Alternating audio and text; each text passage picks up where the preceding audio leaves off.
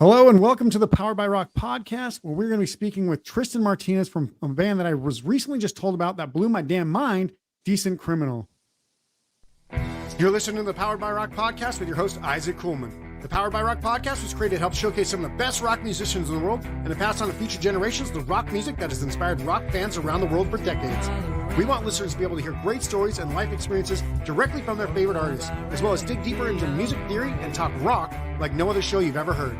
This isn't about looking cool, it's about getting real and having a great time. Without further ado, let's start the show.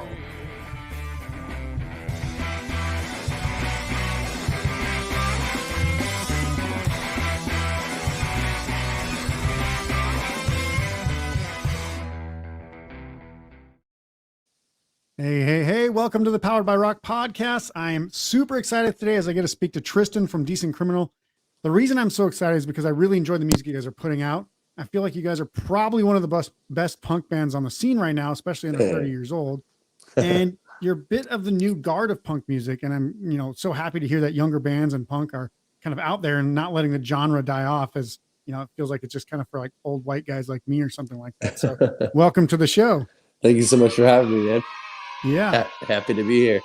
Awesome. So let's talk about this kind of like new wave, right? So like, I was actually introduced to you, oddly enough, by Angelo Celli from Bracket, it's been one of my favorite bands for the last 30 years. Oh yeah. And he's like, you got to check these guys out.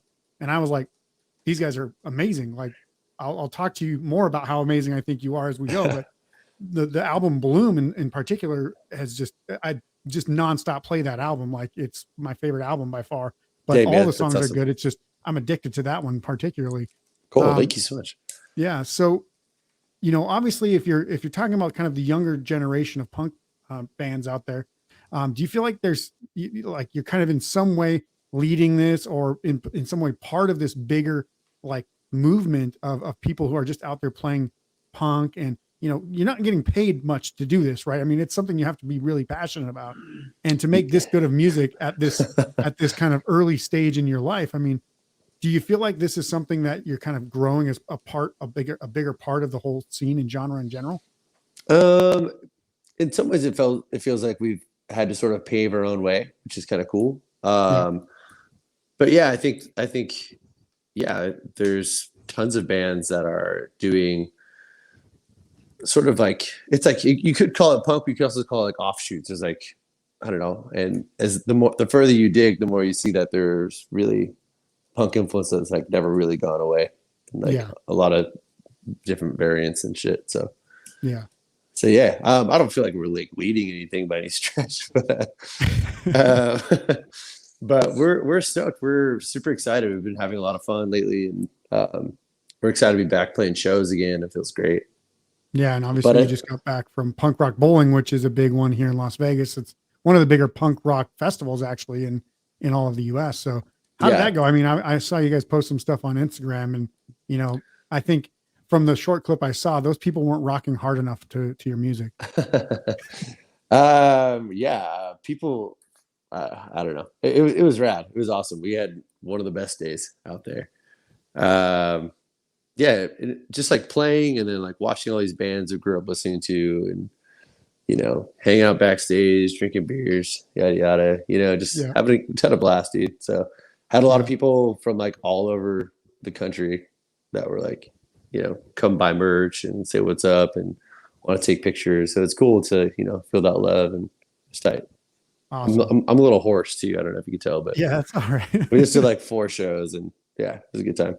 So if you're a little hoarse, we'll have to call you Pony then, because that's a little horse. Nice one. Terrible joke.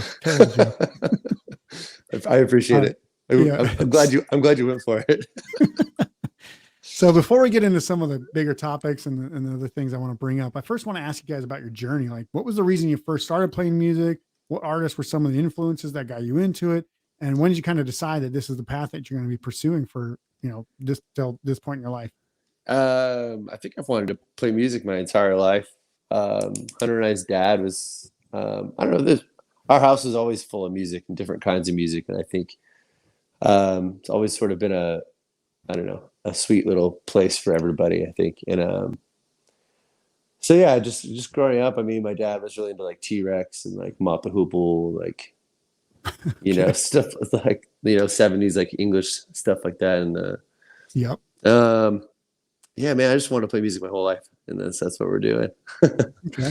So For me, I think like growing up, I was um, my older brothers were into like Ramones and got into like Green Day and like Sublime, and I don't know, just it's just a combination of all kinds of stuff that we like listen to growing up. Yeah, yeah, I mean, same with me. I mean, you listen to 80s stuff like Screeching Weasel and Pixies, and then you go into like Nirvana and whatever else, sure, all the pop punk stuff, and there's just so many other bands out there. There's endless amounts of bands that you could be influenced by, even if you'd only heard them like once or twice, that spill over into your music and stuff too. But totally. Yeah, so we had everything from 60s through 90s stuff. I was born in 89, so yeah, all that was a part of our stuff. So I feel like in some ways it's found its way into our music one way or another. yeah, Yeah. cool. So from memory now, this is from reading like a bio somewhere, I think maybe on one of the label bios that you guys have out there. Mm-hmm. But you guys didn't originally start out in the same lineup that you have. I think you guys actually kind of switched instruments at some point. So can you kind of explain how that came about and what was going on with that? Yeah, I think if you really want to dig into Decent Criminals past, yeah, it goes back like 10 years or so. So the initial lineup I was not even a part of. Mm-hmm. And then my old band, I had a band called Violation that was like more of like a hardcore punk band. And we were doing a tour of Decent Criminal, but they needed a bass player. So I jumped in on bass with them. So 2010, I joined the band. And then that version of our band fell apart. And so Hunter switched from playing guitar and singing to playing drums. This is like 2014, I think. Okay. And then I was writing most of the songs at that point. So I took over singing and playing guitar. And then we got Alex and Brian in the band, and it's gone on from there. Now we have Jesse and third guitar player now, Randy. So we're in Nice. it. It's not like a brotherly feud like in Oasis where they just couldn't get along and eventually break up because they just fight all the time. We're doing good so far, man. It's like, you can't be more famous than me. I'm the famous one. It's like so stupid.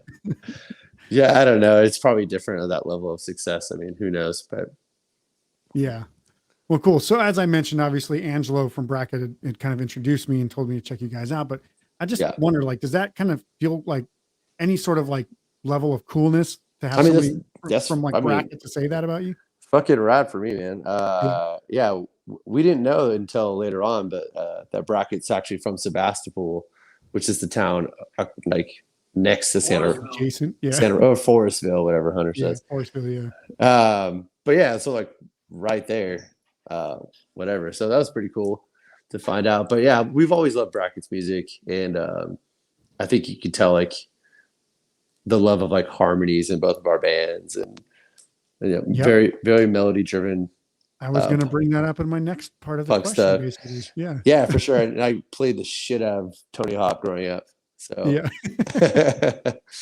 Yeah. I mean, there is a lot of similarities in the vocal harmonies and even the kind of, and I brought this up with Angel, like, how you might play like a lot of bands will play like a straightforward chord progression to get that kind of sound of like pop punk sound. Mhm. But then you guys kind of might play a different chord to kind of bring it down a little bit to kind of change that, dynamic to make it a little less poppy. And Right. I always love that about Bracket. And I'm finding that with your music. And then you guys have just kind of taken it and just added more energy to it, it seems like. Oh, that's awesome. Yeah. I think just abusing the major to minor Yep. deal, Yep. Yeah, I appreciate that about Bracket too. Awesome. But yeah, I mean, we grew up playing in like, harder kind of bands. So Decent Criminal for me was like a relief of, no longer playing just like crazy aggressive fast Psycho music. Yeah. Yeah, like I love like Bad Brains and that type of shit growing up. So I was like always writing really angry like fast stuff, and then I guess 2014 or so I started writing more like surf melodic Yep. type of type of stuff. And so I think some of that old stuff still kind of blends in. So I don't know. It's cool. It's cool to sort of, have everything come together that you'd like ever love to do, Yeah. And I mean, I've kind of noticed that over the course of your guys' music, it like the first two songs on the first album actually start with like a surf rock kind of style guitar. For sure. And kind of, it then blends more as the album goes, and a little bit more of the pop punk stuff. And then you also put in some of like the acoustic stuff and the not so, musical driven stuff. It's more a cappella or acoustic. Right. And, then you kind of in the second album, you just went absolutely bananas and just made it loud, rocking. And I freaking love it. That's absolutely my favorite album. Hell yeah. Thanks, man. Cool. It's just so awesome. And, in my opinion, it's not just the loudest and most rocking, but there's like a lot of nuance in there between how you go from the verse to the chorus, and then how you build up to like even the screaming parts. Yeah. It's not really screaming, but it's, the controlled yelling, I would say. Yeah. Which is, pretty awesome. I think so. Did you feel like, in the first album, it was kind of like raw and more vulnerable, and kind of, you're just kind of, making it because, it's just the first album, right? Like, these are all the songs I have. I want to put them on an album.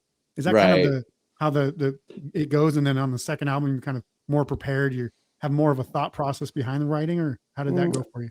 I don't think it was conscious at all. I think it's just like, that's just where I was at the time with the first album. And I don't know, sometimes I think I could have, if I could go back, I'd probably shorten it, maybe make it like an EP or something. Yeah. Take out 4 of these songs. They're not as good as I thought they were. I do the same thing. I put out a song. And I'm like, why the shit did I put that out? Yeah. I mean, not that I think they like suck or something, but it's just like, I just feel like, I don't know, I get all whatever. So for Bloom, I think the songs just came out the way they came out. And so it wasn't a conscious thing. And then same with Bliss and everything we're doing now. Sorry, I'm trying to get this going. Yeah, it's all right.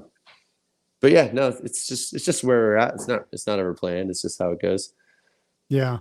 Now, obviously, between the first album and the second album, you guys probably started playing more live shows, maybe being more active and stuff. That's my guess. I mean, that's usually how it goes. Once you put out an album, you feel like you have to go out and play that music to share it with other people. Right. But did you feel like on the second album, did you have any thought about like, hey, we got to put out some more crowd pleasers? Like you can't sit there and play like an acoustic slow song in a punk show most of the time, because people are like, what the hell are we listening to? So did you feel like you had to go kind of put out some more crowd pleasers, more energy driven songs, or was that just because you had been playing, that's kind of where you went to? They're really, I don't want to give you the same answer, but I mean, it's kind of, it's not even, I don't think I've ever thought about trying to, do a crowd pleaser. It's just more, this is what I was doing. Just songs like Deviant and Neurotic, and like, what else is like kind of, there's songs that kind of happen in the moment. And I think Deviant, we had to cut it up a little bit. And then there's another version of that song that the producer we worked with at the time like made, and it's wild. Maybe I'll send you his idea. It's pretty wild. But essentially I told him like, no, we're not doing it your way. We're going to do it our way. So that's the way it turned out. But no, it's just, I guess we just were rocking right there. Nice. Yeah. Well, that controlled yell, I kind of call it like the battle cry yell or something like that. So he actually implemented that into the few songs on Bloom. And it's probably why I like that album so much. I feel like one of the manliest things you can do as a singer is just like, just do like a loud yell and not like screech or crack your voice. It's kind of like bench pressing a gorilla. And then you'd be like, I got this. Just let it rip. Yeah. Exactly. I mean, there was plenty of voice cracks recorded on other takes. I think that song Void, that's like the 4th song. Oh yeah, it's absolutely my favorite song you guys have ever done, by the way. Oh really? Yep. Thanks to you. I know. Song. I think we should probably try to get that one in our that one in Expectations, and still I think we want to try to get into our set list again. Yeah. All great songs, yeah. Thanks, man. Actually 3 of my favorite songs. But yeah, Void, like the Beyond the Sun part where you're just like, Beyond the Sun. I just started screaming. Yeah, I'm like, yeah, I just want to start punching stuff. Let's go. Hell yeah, man. Well, Yeah. then I accomplished what I needed to accomplish there. Then, Yeah, exactly. So like what actually got you to that point? Did you just decide, fuck it, let's try it. Let's see if how crazy I can get with this, or did you actually try it in other songs and it's something you kind of had before I from don't like know. another band or whatever? No. That song was actually could have been on the first record because that's like the same time it was written, like probably at the end. The song "Numb" off our first record is was the last one written for that. So I feel like that one kind of leads into like that could have been on Bloom as well. It's like the transition period. Right, it's a little transition, yeah. But no, Void was just I just had that like the main riff, whatever, and then yeah, I don't know, I think that just the screaming part just really escalates the whole entire song. So it's like, we're like here, and they're like, Char! Yeah. So I actually take my infant son and hold him and like rock out to it, and he's just like going crazy during the whole song. That's rad, man. Yeah. Yeah. There's some more of that. There's a pretty good amount of.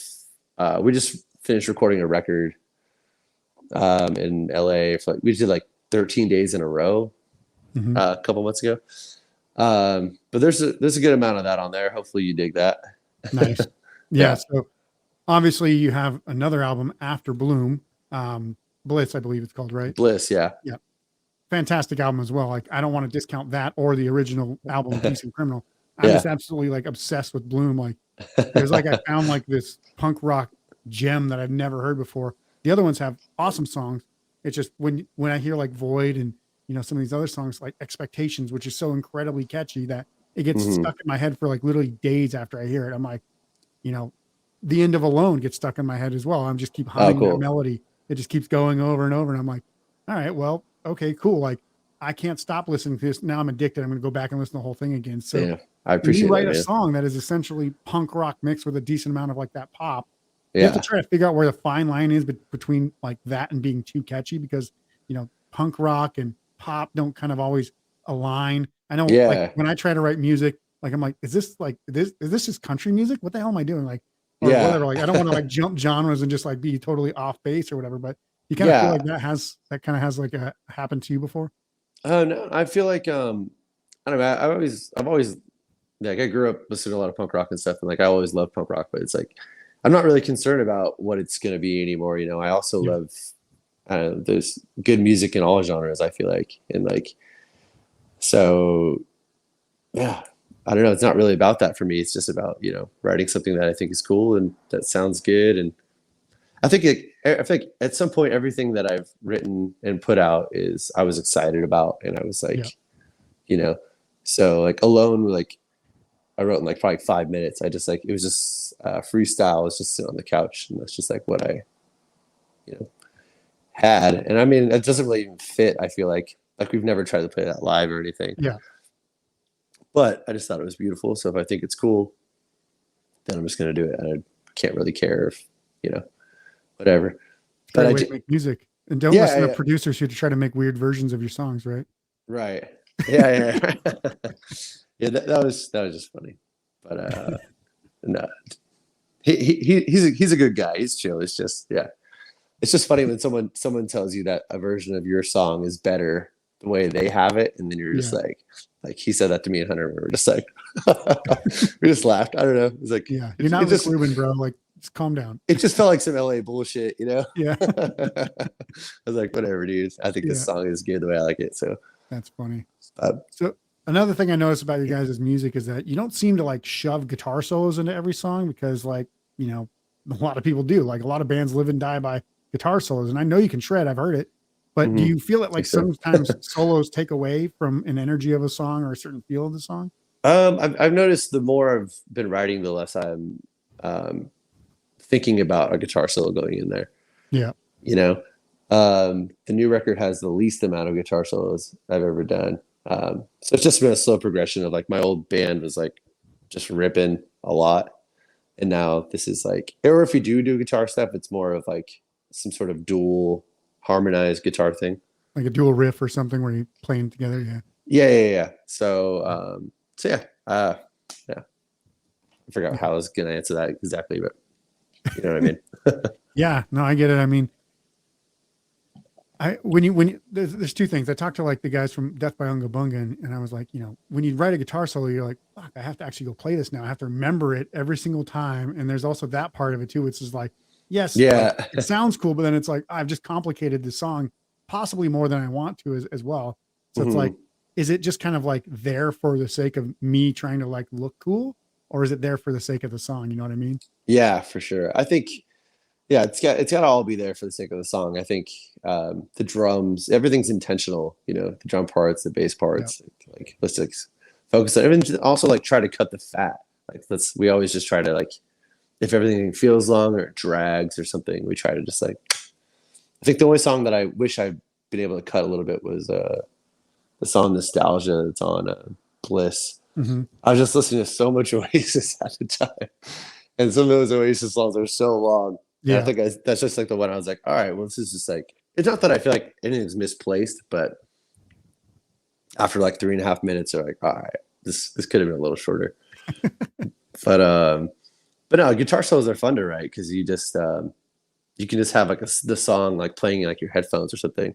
Yeah, and then I just fuck around and until I do something right, it feels good. And yeah, exactly. Yeah, and not only that, but like sometimes it's kind of like cool to not put it on the album and then go shred a guitar solo on a live set that wasn't on the album and just blow people's minds as well. Yeah, or like the solo just changes after you already recorded it, so it's one way on the album and then you go play it live and it's different, and that's kind of fun. Yeah, exactly. Yeah. So I do have to ask you about the song titles. Mm-hmm. They're all one word long. Is there any reason for this, or do you just find it a waste of time and effort to come up with a song title that like just is more meaningful or more accurate or something? I was gonna give something away, but I'll wait. Telling your trade secrets? Oh, you're saying that there's probably a 2-word song, 2-word title on the next album. I mean, I'll be honest. The new record is our first time with more than 1-word songs. So okay, so look out for that. No, I think there's a band from our hometown called Semi-Evolved Simians that was doing that. I just thought it was a cool idea. And then I just thought of, on your set list, you're gonna write 1 word anyway. Yeah. And I kind of liked that there's like a mystery to the 1-word thing. So between those 3 things, that's why I started doing it, and then so whatever. Nice. Well, it's kind of like that. It's like, when you watch a movie and they kind of tell you what happens at the end, but then you have to go through the whole thing to figure out why that happened. It's kind of like, here's the name of the song. Now go listen to it. Why it's called that. Right. And hopefully that's intriguing, And yeah. So, but I mean, we've been asked about that quite a bit. So I guess it's created some sort of, whatever. I like it. I prefer to actually listen to a song, try to figure out what's going on, see what the subject matter is talking about. Yeah. If you just, I talked to Angelo from Bracket about this. They have a song called "Everyone Is Telling Me I'll Never Win If I Fall in Love with a Girl from Marin." Right. That pretty much tells you what the song's about. Right. You don't need to do any detective work there. Like it's all in the title. Totally. Yeah. I don't know. I kind of like that. I kind of like 1-word titles. Yeah. I think it's cool. Yeah.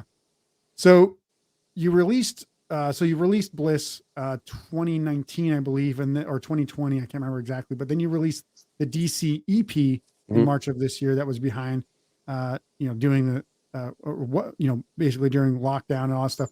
So what was the idea behind doing just a 3-song EP, which obviously still rocked, but was it just to kind of get back to making music after like a shitty year of a lockdown? No, we actually recorded those songs in February of 2020. Okay. So before everything. So right before everything went down. And then we ended up mixing them during quarantine, like via like Zoom. We'd like listen to the track and then we'd go on Zoom together and be like, hey, this goes up, this goes down. So it's kind of an interesting process. But no, so those songs were going to be the beginning of what would have been another album. So I basically had written like another like probably 12 songs that would have been an album. But we basically scratched a bunch of them. And so there's actually 4 songs we recorded for the EP. And the 4th one didn't turn out how we wanted. So we recorded it again for this next album. And then, that's it. So we just had we had those songs. We had 4 songs we were going to do just to sort of like do that. And then also kind of shop out to like labels to see what they would think about, these 4 songs and then a potential album. But then COVID happened. So we just ended up with an EP. Yeah. Yeah. So I actually have never really asked anybody else about this. And I kind of have ideas about what an EP is and what an LP is in my own head. But when you actually create an EP, do you go in thinking like, hey, I want to create an EP? Or is it just like, hey, you know what? We've got some songs. They don't really fit on an album. Let's just make an EP, put it out there, give some people, give our fans something to listen to. Mm-hmm. I know that certain bands actually, they'll even do concept EPs, which is just like, that's so much effort for an EP. I'm like, why are you doing this? But what's kind of your take on an EP versus a full length?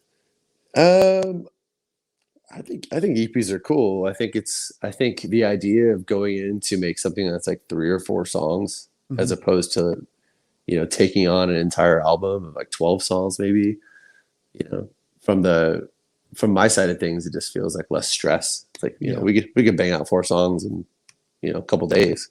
Yeah. So I think that's cool. I don't know. Sometimes I think EPs kind of keep people's attention a little better too. Not everybody is like, I don't know. I prefer the album because, I like knowing that someone gives a shit about how it flows, about how it, how the entire thing is.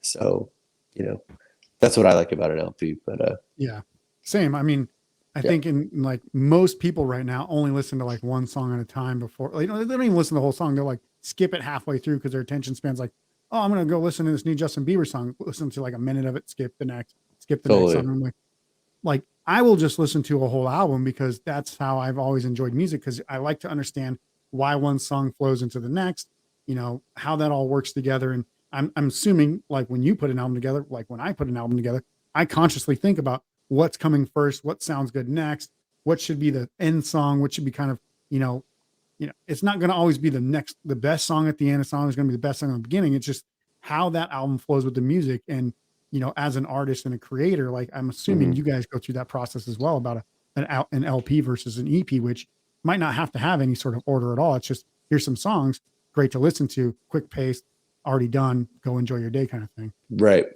100%. I've always been a fan of full length stuff and the way it goes, and same way as you're saying, just like just loving the thought process that goes into it. So like even like the new record, for example, is like there's like there's probably like 30 something songs written for it, and then you kind of break those down. So like just for me, just for fun, like I do that shit all the time, and just like where you pick the songs you think should go together, and I'll be like, on a walk or something, and like an idea for a track listing comes up. So by the time we put something out, I've thought about that track listing for probably like 6 months. So if anyone appreciates that, I mean, that's what more could you want, for being in a band and all that stuff. And so I love that type of stuff. But it's like, it's your art, it's your life. You're putting a lot of yourself into it, and so it's all thought about. Yeah, just like, I mean, you wouldn't put a book together and just arbitrarily put the chapters in random order, right? Exactly. In a way that makes sense to you. Totally. It might not make sense to everybody else, but at least if they hear it together, it'll convey the message that you were trying to send anyway. Totally. Yeah. And also, I mean, as long as it sounds the way I want it to sound, and it's like, so I don't know, that sounds like a funny thing to say, but at the same time, it's like, you want, if I'm happy with it and if people like it, that's cool. But if they don't, it's all right. You're still happy with it. Yeah. I was happy with it. Yeah. Yeah. Cool. It's all right. So I fully consider you guys one of the best punk bands out right now. I mentioned that already, but Thanks, you guys man. actually might be just one of the best bands in general. Like if I had known about you guys like 10 years ago, I'd have been following you this whole time. I actually did a top 40 list of my favorite artists. I probably would have put you at like number 20 something in my top 40. Thanks, man. But it's just insane. So I'm always curious about first of all, like, what your guys' goals are, like going from here, like how big do you want to take this thing? Do you guys want like Blink-182 level success, or is there like a certain amount where you're like, okay, maybe like, let's just slow down here. Let's kind of get going. or does it just like, see where it goes and obviously just get where you can? I think, I don't know. I think I'd be lying to say that, like, anyone that grew up listening to like Blink-182, like, who doesn't want to be at that level of success, Like, yeah, we're going to push it as far as we can. And yeah, that means a lot of touring, a lot of just going for it, I think there's bands like more like modern bands like Pup or something where it's like, you just like watching that type of success happen for bands that are like happening now, where it's like, I just watched them. They sold out like the Fillmore in San Francisco, which is a place like I went to growing up, and you're like, damn, like that's like the dream, is like to sell out like the Fillmore or something like that, Yeah. And LA but kids, it's probably like the Hollywood Bowl, but same thing for San Francisco kids. exactly for the Bay Area, and just like, yeah. So I mean, yeah, I'm enjoying myself. I'm grateful for whatever the hell we get into. It's only getting better from here, it seems like. Yeah. And yeah, man, that's our intent. Let's push it as far as we can, but also, be proud of what you're doing and be excited, because, regardless of where it goes, I want to enjoy myself. And yeah. Yeah. And I think I recently saw that you're going to be, or you already did, I can't remember if the date's already passed, but you were opening for Joey Cape from Lagwagon on his new solo session. Yeah. That was on Sunday. We just did that. So you did Joey Cape, and then you did Punk Rock Bowling, and now you're like, fucking awesome. Like that's yeah. Yeah. I love that album. Let's Talk About Feelings a lot growing up. Oh yeah. And great album. Yeah. So yeah, it was cool. It's cool to meet him. And we're playing with Lagwagon November 4th in San Francisco, which is another cool one. So why don't you tell them that you want to come to Las Vegas for the double platinum one that they're doing here, and I'll watch you guys there. I wish. I think you're going to get Mercy Music on that one, aren't you? Oh, great. Yeah. Both good bands. Yeah.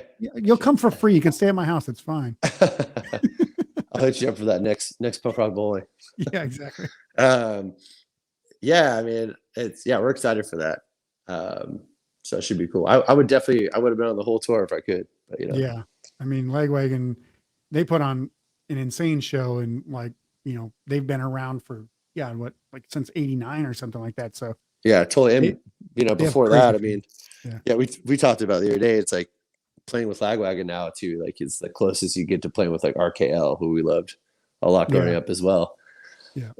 So, watching those guys rip, so good. Have you seen that documentary, Still Flailing After All These Beers? No, I haven't seen that one. It's like RKL DVD. just nuts. So that's funny. So yeah, be cool. It's cool to jam with dudes that you grew up listening to. It's awesome. Yeah, that's cool. Mm-hmm. So I'm going to ask you this, because I you might not have like anything insane yet, but I have to ask, what's the craziest thing you've ever experienced either on a tour or at a show that made you think like, fuck me, this is like the rock star lifestyle right here? The craziest. I don't know. I don't really have anything off the top of my head, but never been like, hey, I'm all of a sudden sitting next to a guy who's smoking crack for some reason. Like none of that. No, I've seen that, but it's like, well, pass me the crack pipe. I'm good. Let's go. No, I've never done crack. Certain drugs are just it's too obvious to stay away from. Yeah. Crack, doing meth and heroin were always the two for me. Like, just destroys your life. Enough people have fucked their shit up doing that. Yeah, especially rock and roll stars, right? I mean, oh, for sure. Spoke about Sublime, Bradley Nowell, like right, for sure. Really. And or sheesh, anyone that just like, I don't know, like Lane Staley's got one of the saddest drug stories of all time. Yeah, but I think, I mean, not really. It's not really like crazy, but one of the best times I think that we've had so far was like we played a festival in Paris, and it was like sold out, and our first time in Europe, and people were like crowd surfing, singing our songs, going like the place was going fucking nuts. Like, nice. I kicked into like Deviant, and it was like like whoa. But it's the first time like we all like after that show we're like, whoa, like we could fucking do this, like like we can make this shit happen. And so that was the craziest, like, damn, like I'm into this shit, and I'm in a band that's doing pretty good. So all right. Yeah, and it's weird when you like might go to a festival like internationally and they know the songs better than nationally here, like domestically at home.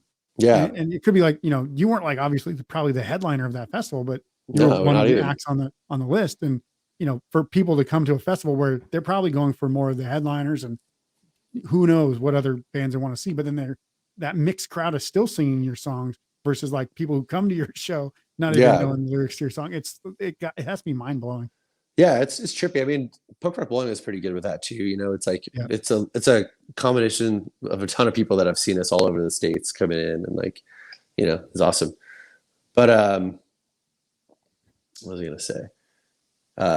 Yeah, but I think doing it internationally just kind of reminds you to that, like, even if you play for 5 people in St. Louis on a Tuesday somewhere, like, like, just to kind of keep going, because like you hit, you'll hit different places differently, and that shit exists. Like you can play rad shows and just keep doing it. So I don't know. Yeah. It wasn't exactly what I wanted to say, but whatever. You know what I mean? Yeah. So I have to ask too, because like, so my wife is actually, her parents are both from Mexico. Like she's fully Mexican. You have a Cool. last name of Martinez, obviously. Mhm. Is that is it, you guys half, is your dad Hispanic, your mom not, or how does that work? Mhm. Because I know that Yeah, there's probably, there's not a lot of Hispanic heritage in punk music at all, but right. the ones that are like, them like El Jefe from No Effects. You're like, there's so few that like you can almost point them all out and be like, well, those are those are like the notable ones. But Right. has that kind of been like has there been any like things that you have to break through or anything like that? Or do you get like more kind of love because you have that heritage or anything like that? I think for the most part, people don't really even think about it. I don't Yeah. think, I don't know, the Mexican kids that I grew up with, like in school, would always call me like, I'd be called like white boy, like during like Yeah. roll call or something. Güero and stuff. Yeah. Yeah, or like they didn't know my last name is Martinez or something, and Yeah. then you're like, oh, what, you? It's like, whatever, Yeah. dog. Who cares? Yeah, but you know, yeah, our mom is, or our dad is Mexican. Our grandmother is from like Guadalajara area. Okay. Um, but yeah, no, we don't really. I mean, it's yeah. I think if anyone appreciates, someone of like Mexican descent, like being, in the scene or like doing well or like whatever, like that's awesome. But Yeah. uh, I just, I think, I think it's about just, I don't know. I never really felt like my ethnicity or anything like says anything about who I am. You know what I Yeah. mean? Like we didn't like, I don't know. Our family like wasn't like super like, you know, like Catholic or anything, or like we weren't like doing like traditional like Mexican things or anything. Yeah. Um, I don't know. I'm not trying to, I don't know. I hope that doesn't sound funny, but you know No, what I mean? no. Like, But I mean, I, the reason why I asked is because my son, he's going to be, well, he is, he's not going to be, he is, you know, half Mexican, half basically German ethnicities. mhm, And so, you know, it's an interesting question to me because, for sure. he's going to grow up to learn Spanish and English because my wife speaks to him in Spanish and my wife's family speaks to him in Spanish. But, you know, you don't have to throw mariachi music into music to make yourself, Mexican and a punk rocker, right? Like you For don't sure. have to throw all this stuff to be obvious. You can just do it. And it's good that like, especially like in California, I don't think that you're going to get much backlash there, but like you said, you play in St. Louis. If anybody did know that you were like, half Mexican, maybe they'd be like, Yeah. say something to you, be we, like, what we, the hell? Like, shut up. we were in Ohio, and this guy asked me what it's like to be in a band of color. And he referring to me. And I thought that was pretty funny. Yeah. But yeah, I mean, the most Mexican thing about me is, growing up eating pozole because my grandma's a badass cook, and like, Love pozole. yeah, Like pozole, you just don't have taste buds. yeah, totally.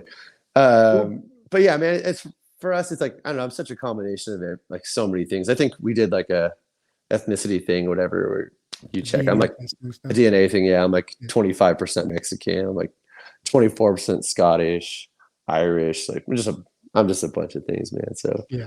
I it's think the more people can become mutts, the better the world's going to be. right. Yeah. Yeah. And just, just I don't know. I don't think we. I don't know. Never mind. I had something, but I forgot it. Whatever. Sometimes I think that type of shit just like divides people, and that's like, Of course. I think you should be proud and appreciate different cultures and everything like that. But but it's sad too that we see so much like racism and shit still, and division, and Yeah. So I think the division of things is really the saddest part about people in some ways. Not the saddest thing, but you know what I mean? It's like one of the sadder things that we just frustrating. That's for divide ourselves over like beliefs and skin color and all this type of shit. And like, you know what I mean, dude? So I don't know. I don't listen to music and fucking jam out. Yeah. I mean, I'm happy to be from my family and everything. But I don't, as far as being Mexican, as far as being Irish, for anything like I just want to be appreciated for being me and appreciate my family for who they are. And, that's it. That's awesome. And appreciate others for the same thing. Yeah. So obviously you guys have shows coming up, and you did mention an album. So do you want to talk about any of the shows that you have coming up, and obviously the album? Yeah, we have, I don't know when this is going to air. Is this right now? Is it live? This will be probably actually next week. So it's not too far. So something like the 5th of October or something like that. Okay. Well, by this time we will have played. We're doing a benefit for a venue in our hometown, Santa Rosa, on Saturday. Excuse me. And then we're doing. What do we have? We're doing like a Halloween party in San Diego. We're doing Lagwagon in San Francisco in November. And then we have like 3 tours in the works already. Nice. Up till April of next year. So January, March, and April we'll be getting out there doing stuff. Is that all US based, or 2 are US based and 1 is UK and Europe, if we can go over there. Nice. Yeah. That'd be awesome. Yeah. Pretty stuff. And then how's the album? So is it, in the process of being finished, going to be released this year, or? No, it'll be released next year. At this point, it's really just kind of tweaking things and just adding different things that we want to do to kind of like what I said. I have a goal. I have a goal with this record to have a distinctive like flow to it, and an idea as to how to make it flow. So we recorded it in the studio, and then I've kind of been just like working at home on it too, and just adding things I want to add in, and so no mariachi music though. No mariachi. There's some surprises in there. There's some stuff we haven't done before. So like, I don't know, like you said too, it's like maybe you didn't say this, but I think it's implied that like every record kind of has like its own thing that's like progressing in some way. And so this one's no different, and it's got some fun stuff on it. So we're excited. Yeah. I mean, the music that you have had has evolved every single record. And, I think that's the good thing about Bliss, is it kind of pulled from both of the other 2 albums and had very distinct songs like Bloom, and then other songs that kind of even harken back to the vulnerability and the rawness of Decent Criminal. Mm-hmm. So I do like that. I mean, that's why I like to go through the whole catalog, because it's like you hear songs here that kind of sound similar to songs, 2 albums later, 6 years later or whatever it is. For sure. So it's been, an awesome evolution, and I definitely look forward to, the 2022 release of the new album, which I'm going to go ahead and put it out there for the rest of all the other bands, that you're going to have to come really hard in 2022, because I'm already going to put Decent Criminal in for nomination for best album of that year. Sheesh. Well, I'm going to make sure it gets to that point, and hopefully, we're just going to keep cracking at it, man. But it's sounding really good so far, man. We're excited. But I do appreciate you listening to the first record, because I feel like to say it's raw and emotional is rad, because I think that was the time, and that is, it is a very raw recording. It was recorded in like we always say a shack, but it was recorded in like a shed on the Prairie Sun property in Katati. And but yeah, so we did it with our friend. It's just like super like lo-fi kind of, and just like whatever, but it's cool when it's appreciated, I feel like. Yeah, it's awesome. Cool. So Thanks, man. we'll put some links to the music in the show notes below. Did you have anything that you want to kind of say to fans, or, you know, anybody to, put it out there so that way people know, or, you know, tell them anything that, you know, especially to the fans that haven't heard you yet before we go. So that way they can be like, you know, maybe these guys have been talking long enough. I'm going to actually go check them out now. I would say that, you know, if we had like a million of people like you, man, it'd be great. Yeah. A million people that listen to our band the way you do, it'd be fucking awesome. Yeah. Well, I think it's coming. It's going to take some time, but you know, putting yourself out there and appearing in places is obviously going to help. Well, So, I mean, I want to do it anyways, you know, regardless Yeah. of where it goes. I'm grateful for it already, and I'm stoked on where it's heading. And yeah, I hope that you love the new record. I hope that you fucking, you know, yeah, I I'll appreciate let it, you man. know. Hell yeah. I'll be like, what did you do here? You shit the bed, man. No. This shit sucks. Nah, Awesome. these songs are rad. We're stoked on them. It's gonna be different and it's tight. I'm excited. Well, I want to thank you, Tristan, for, you know, coming on the show today. The awesome conversation. And guys, if you haven't checked out their music yet, it's never too late. Check out the show notes below this episode for links to their music. If you like what you heard on the show, make sure to subscribe to the podcast and share it with your friends on social media. You can also find us on YouTube and Instagram. And also, if you want to check out some of our written content or any of the products or merch that we have available, go to poweredbyrock.com to read our absolutely free rocking blog full of album reviews, interviews, and lists to keep you entertained, and find our gear as well so you can pick up some items to play and look like a rock legend. That's our show for today. We'll see you soon for the next episode. Until then, rock on.